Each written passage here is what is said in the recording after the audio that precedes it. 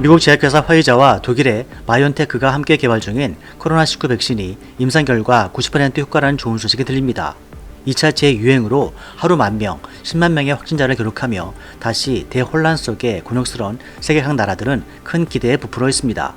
감염증과의 싸움에서 수세에 몰린 인류를 구원할 게임 체인저가 드디어 나타나는 것일까라며 세계 관심이 매우 높습니다. 앤서니 파우치 미국의 국립알레르기 전염병 연구소 소장은 이 백신은 팬데믹을 국내적으로 국제적으로 끝내는 데 매우 중요한 도구라며 이러한 잠재력이 있는 백신과 공중보건 조치의 결합은 우리를 어려운 상황으로부터 벗어나게 해줄 것이라고 평가했습니다. 현재 전 지구적으로 국제 통계 사이트 월드오미터에 따르면 11월 11일 10시 기준 세계 코로나 확진자는 5,200만 명에 육박하고 있습니다. 나아질 기미는 보이지 않고 오히려 전염성이 더 강성화되고 변종이 계속해서 발견되자 과연 백신 개발이 가능할까 우려되는 가운데 화이자 백신의 임상 효과 90% 소식은 전 세계 주가를 상승시키면서 드디어 대전환기가 올 것인가 희망이 보인다 등 이슈가 뜨겁습니다. 화이자 백신은 향후 생산 캐파는 연간 13억 회분이라는 관측 속에서 미국은 입도 선매로 6억 회분을 계약했고 유럽연합도 3억 회분을 확보했습니다. 일본 또한 1억 2천 회 분량을 확보, 소식을 전하며 방역 실패에 대한 여론을 의식한 듯 굳이 한국을 언급하며 자화자찬하는 보도 정황도 들립니다. 화이자 백신은 이렇게 나오기도 전에 예상 물량의 90% 이상이 동이 나버린 상태가 전해지자 나머지 물량에 대한 확보 가능성은 선착순에 따라서 점쳐지는 형국에 따라 빈곤국이나 개발도상국들에게는 또 다른 어려움이 전망되기도 합니다. 그런데 이러한 백신 확보 경쟁에서 한국은 사뭇 다른 입장과 자세를 취하고 있고 오히려 대반전의 기회를 준비한다는 견해도 나옵니다. 외신과 전문가들은 아직 상황을 더 지켜봐야 한다는 신중론을 여전히 유지하고 있습니다. 왜냐하면 아직 3상 임상시험이 끝나지 않아서 백신의 효과성과 안정성이 완전히 검증된 것이 아니기 때문에 큰 기대는 금물이라는 것입니다. 12일 의학계에 따르면 화이자와 바이온테크가 발표한 백신 후보물질에 대한 소식은 논문에 기술한 화이자 입장이 담긴 보도자료일 뿐이었습니다. 전문가들은 백신이 임상시험 3상에 진입한 지 2개월 정도밖에 안 돼 효과가 완벽히 검증됐다고 보기 어렵다고 진단하고 있습니다. 로이터 통신 등에 따르면 미국 내 감염학 분야 전문가들은 해당 백신이 심각한 질병이나 합병증을 예방할 수 있는지, 얼마나 오랫동안 감염으로부터 보호해줄 것인지, 특히 고령자들에게 얼마나 효과가 있을지 등 의문점이 남아있다고 지적했습니다. 또한 백신으로서의 상용화 여부를 결정하는 핵심 단계를 통과하려면 다른 과학자들의 검토를 거쳐야 한다는 과제도 남아있다고 강조했습니다.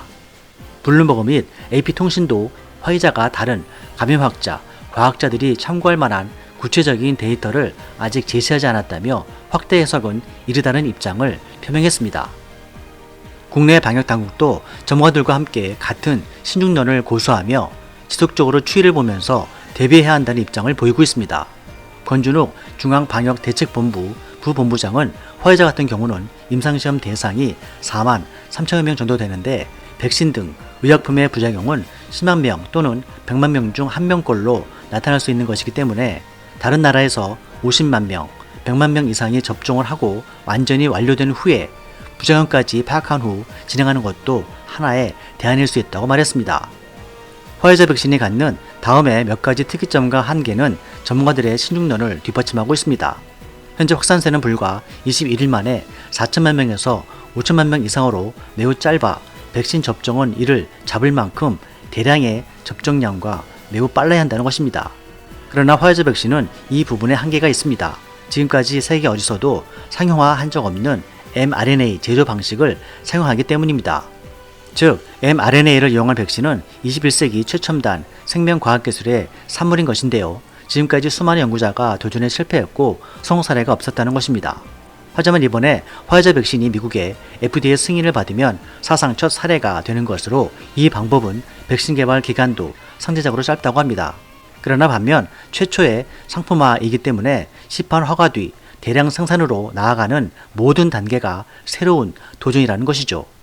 현재 화이자는 FDA 긴급 사용 승인 절차가 순조롭게 진행된다면 연말까지 백신 최대 5천만의 접종분을 생산할 수 있다고 합니다. 한 명이 2번씩 맞아야 예방 효과가 생기는 걸 감안하면 2,500만 명에게 놓을 수가 있어 충분한 물량을 만들기까지는 더 오랜 시간이 걸릴 전망입니다. 다음으로 화이자 백신은 매우 예민한 유전물질로서 효소 등에 의해서 쉽게 파괴되기 때문에 반드시 영하 70도 이하에서 보관되고 유통되어야 합니다. 화이자 백신 접종을 추진하고 있는 미국과 영국은 수송 절차 점검과 초저온 보관시설, 테스트 등에 나선 상태입니다. 미국의 월스트리트 저널에 따르면 화이자도 자체적으로 준비를 시작했는데 미국 미시건주 칼라마주 지역에 축구장 크기만한 공장을 짓고 영하 70도 환경을 유지할 수 있는 백신 저장용 냉동고 350개를 설치해서 이곳에서 백신이 세계 각국으로 이송하기까지 모두 보관될 계획이라고 합니다. 이와 같이 제품 생산부터 접종까지 모든 과정에 특수장비가 필요한 상황이기 때문에 화이자 백신이 임상시험을 문제없이 마치고 FDA 긴급 사용 승인을 받는다고 해도 백신을 대량 생산하기까지는 넘어야 할 산이 많다는 것입니다. 그럼에도 화이자 백신이 주목을 받는 것은 현재 전 세계가 겪는 상황이 매우 심각하기 때문입니다.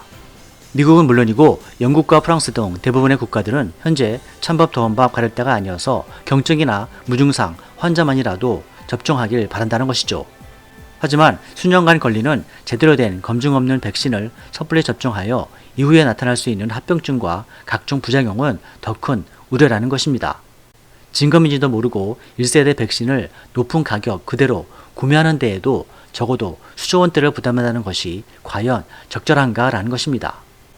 그래서 한국은 세계의 어느 나라보다도 최소의 감염자가 나오는 상황이라면 충분히 검증도 되지 않은 백신을 선매하는 것은 타당하지 않다는 것입니다.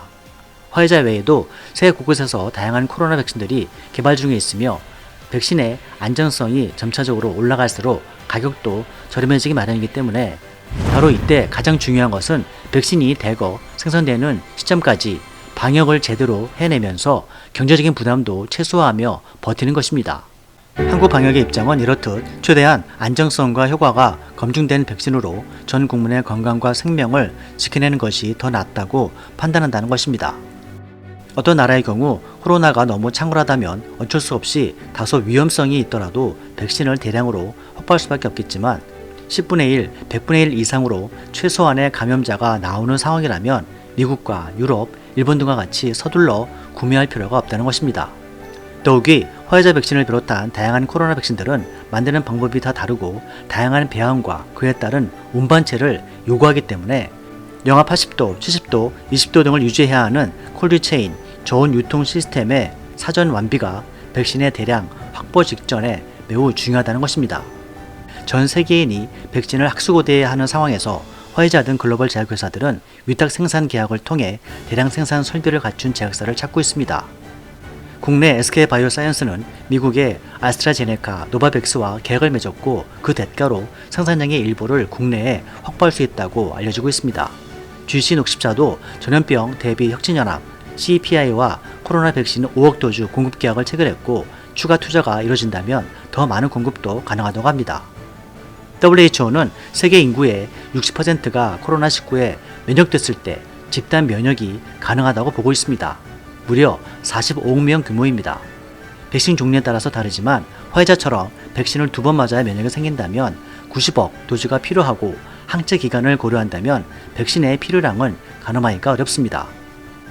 한국의 방역당국은 국제기구를 통해 백신을 확보하고 부작용을 찬찬히 모니터링하면서 국내 전문가들과 접종 전략을 치밀하게 수정 보완하며 콜드체인도 챙기면서 내년 2분기 등 가장 안전한 시점에서 전 국민에게 최상의 백신을 제공하도록 실무적으로 준비하는 것이 한국의 방역 방법이라고 전하고 있습니다. 어느덧 한나라의 방역이 경제와 밀접해진 가운데 글로벌 백신들의 유통 창구로서도 한국의 역할이 더욱 공고해지길 기대하게 됩니다. 이상 미스터돌프TV였습니다. 시청해주셔서 감사합니다.